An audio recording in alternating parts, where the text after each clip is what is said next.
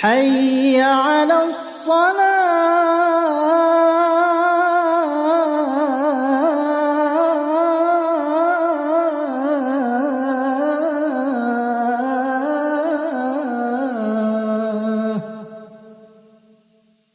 حي على الفلاح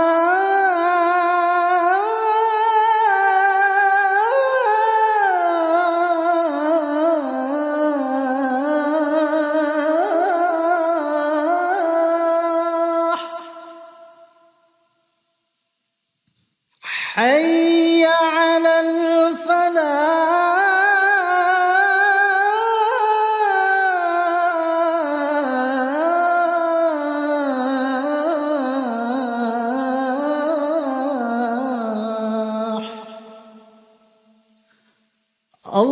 الله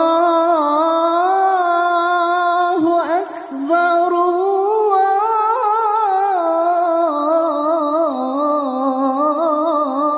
الله أكبر لا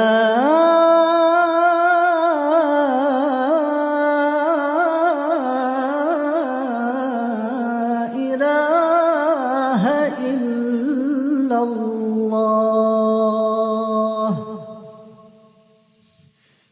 ضياء الدين. شيخ عبد الرحيم، رأيكم في أذان ضياء الدين؟ لقد فتنتني يا ولدي يا ضياء الدين ويا أنيس الثقلين، والكلمة للشيخ أحمد نحاس. ما شاء الله تبارك الله، أذان جميل. قليلا بس عند الدخول كان شوية ارتباك، لكن ما شاء الله تبارك الله تداركت هذا الشيء. الله أكبر الأولى زدت قليلا في الهمزة، ما شاء الله تداركتها في الأخير. أذان جميل، اخترت المقام الذي يريح حنجرتك وأديته بطريقة جميلة. كان التأثير واضح في لجنة التحكيم. ما شاء الله تبارك الله. لا أريد أن أزيد، فبارك الله فيك. الشيخ مشاري. يا شيخ ضياء، صوتك صوت من القلب. اليوم أنا ما أسمع حنجرة، أسمع قلب يؤذن، كل حب، كل مشاعر. عززت لنا يعني معنى علاقة الحب بين الأذان وبيننا وبين الصلاة، وهذا أمر يعني نفتقر إليه. واجعل صوتك دائما من القلب، لا تدخل التكنيك أو العقل في هذا الصوت.